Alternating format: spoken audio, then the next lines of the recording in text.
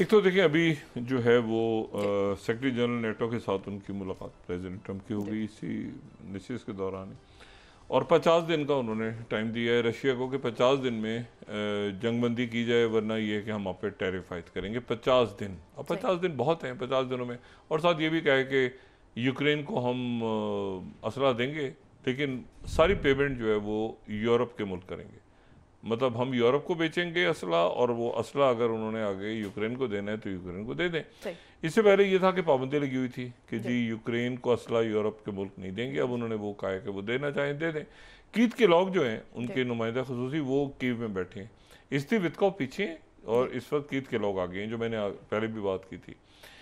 अब स्टीव वित्कोफ हर मुमकिन कोशिश कर रहे हैं कि किसी तरह गजा डील हो जाए। देखिए ये बड़ी एक शर्मनाक सूरत हाल है कि नेतन्याहू यहाँ से वाशिंगटन गया, वाशिंगटन जाके उनसे मिला, उनके साथ बैठा प्रेसिडेंट ट्रंप के साथ, एक दिन मिला, दूसरे दिन मिला, उसके बाद तीसरी दफ़ा जेडी वैन से बात हुई, कतर का डेलीगेशन गया। ये बड़ी बड़ी एक एम्बैरसिंग सिचुएशन है वाइट हाउस के लिए। और उस वाइट हाउस कह रहे हैं अभी मैं ऐलान करेंगे और उसको छोड़ दें। स्टीव वित्कोफ अपनी ज़बान दे रहे हैं कि अब उसको ईदैन अलेक्जेंडर को रिहा कर दें, हम मास से हम बात करेंगे। और वो अभी डायलॉग जनाब चल रहा है ईरान के साथ। तो पता चला कि वो मुलाकात होनी है ओमान में, और उससे 3 दिन पहले ईरान पे अटैक हो गया और ईरान पे 12 रोज़ा जंग जो है वो जाहिरियत हुई।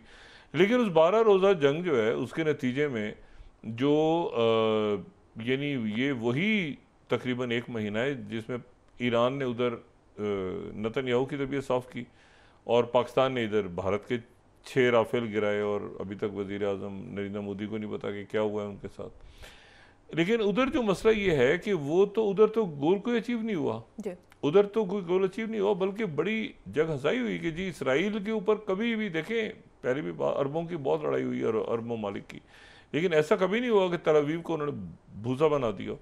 तो ये तो ईरान के लोगों ने भूसा बना दिया और अरब ममालिक ने ताउन किया उसमें, मुजाहिर जाते रहे जाते रहे जाते रहे। अभी तो दूर की बात है प्यूटिन, अभी तो दूर की बात है शी जिनपिंग, एक ईरान नहीं निपटा गया अभी तो अमेरिका के 125 जेट तैयारों से, तो बाकी तो छोड़ देना दुनिया को।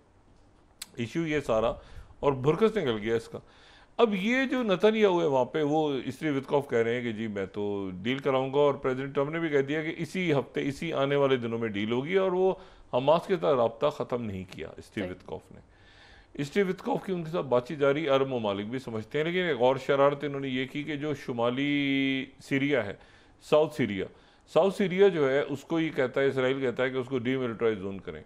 साउथ सीरिया का एक इलाका है जिसको जो कि आप ये समझें कि वो उसको वहाँ पे दुरूज कबाइल ज़्यादा हैं, दुरूज एरिया ज़्यादा है। हम अगर हमारे पास मैप इस वक्त नहीं है, लेकिन अगर मैप देखें ना तो वो जो इलाका है वो दुरूज इलाके से वो काफ़ी ज़्यादा मिलता है।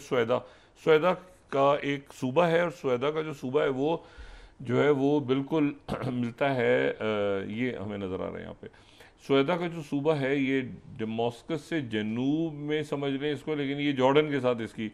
अच्छा यहाँ ये दुरूज यहाँ पे अक्सरियत में दुरूज रहते हैं। अब यहाँ जनाब पिछले कुछ 24-48 घंटों से इन्होंने कोशिश की कि ये यहाँ पे सेक्टेरियन वायलेंस हो जाए। 100 से ज़्यादा लोग यहाँ पे मारे गए, सिक्योरिटी फोर्सेस के लोग भी मारे गए। ये अहमद शरा की के सीरिया की बात कर रहा हूँ मैं।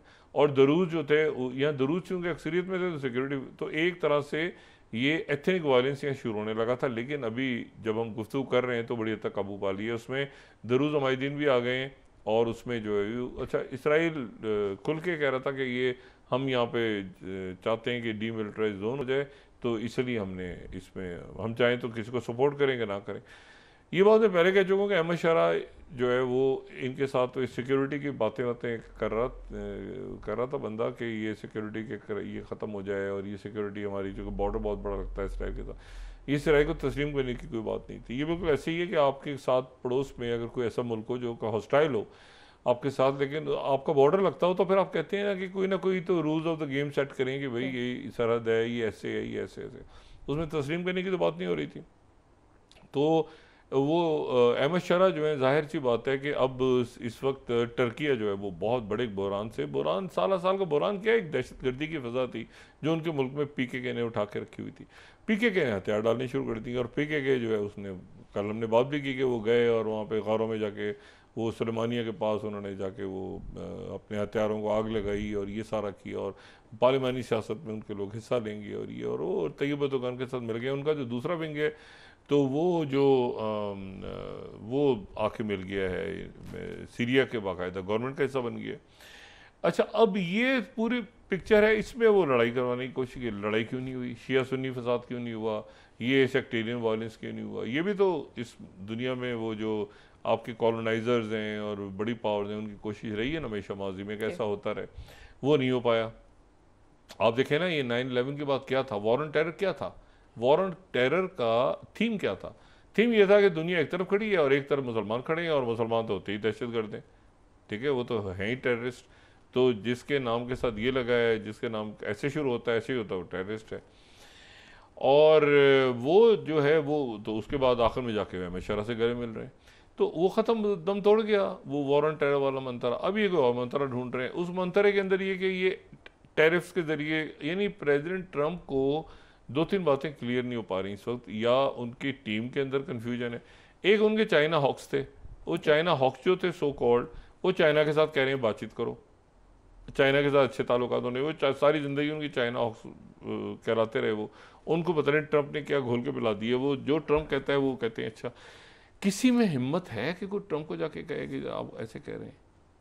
किसी में हिम्मत है कि कोई जाके प्रेसिडेंट पुतिन से कहेंगे सर प्रेसिडेंट साहब आप ऐसे नहीं ऐसे करें? कोई दुनिया के किसी हुक्मरान से कोई शख्स जाके कह सकता है कि जी आप थोड़ा सा सही नहीं कर रहे, आप थोड़ा सा ऐसे करें? कोई कहीं पाकिस्तान में हो सकता है, किसी दुनिया में कहीं हो सकता है, कोई जाके कहेंगे जी ये आप चीज़ ऐसे है, ऐसे नहीं, इसको ऐसे करें, आप गलत कर रहे हैं, इसके बड़े गलत असरात होंगे इसके। तो इनकी तबीयत में ख़ास इनका मिजाज होता है, जो हमारी रूलिंग एलीट है ना पूरी दुनिया की, एलीट ऑफ द एलीट की, हमारी तारीफ़ें करता रहो, वाह सुभान अल्लाह, क्या काम किया आपने, क्या बात है भाई, क्या ये देखें ना, ये पोल आ गया, आप मकबूल हैं, आप मकबूल हैं, नहीं आप देखें ये हैं वो हैं सारे, और जब जो गिरता है उसको पूछने वाला कोई नहीं होता। अब ये है कि इसमें ये एक तो बात ये हो गई कि ये प्रेसिडेंट ट्रंप जो है गज़ा के हवाले से अभी तक कह रहे हैं कि इस हफ्ते जो है, अरब ममालिक भी कह रहे हैं कि इस हफ्ते जो है, ये जो कमिंग वीक है इसमें, लेकिन इसमें मैं फिर वही बात कर रहा कि जिसको ठेका दिया इन्होंने गज़ा हाउसिंग जो फाउंडेशन का, वो पीछे लगे हुए हैं कि हमने तो पैसा एडवांस दिया, हमारे पैसे वापस करो, जो कल भी मैंने बात की थी।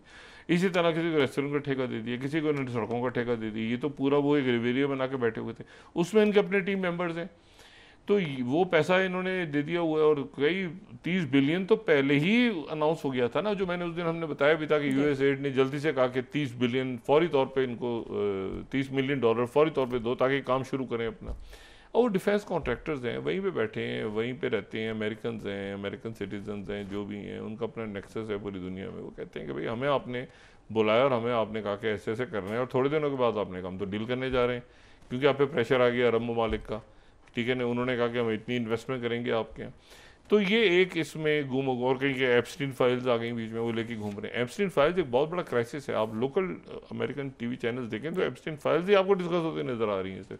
कोई कह रहा है इसका नाम है, कोई कह रहा है बरतानिया के शाही खानदान का नाम है, कोई कह रहा है इसका नाम है, कोई कह रहा है वो, एनीवे। अच्छा, इसी दौरान जो है वो कल बड़ी इंपॉर्टेंट कॉन्फ्रेंस शुरू हो रही है, और वो शंघाई कॉरपोरेशन SCO की कॉन्फ्रेंस है। उसमें जो भारतीय वज़ीर ख़ारजा हैं जयशंकर, उनकी आज मुलाकात हुई है चाइना के, ये कोई 5 साल बाद वहाँ गए हैं जयशंकर, और इनकी मुलाकात हुई है वांग यी से। ये शंघाई कॉरपोरेशन ऑर्गेनाइजेशन बड़ा एक इम्पॉर्टेंट फोरम है, और इस फोरम को अपनी जगह इंटैक्ट रहना चाहिए और आगे चलना चाहिए।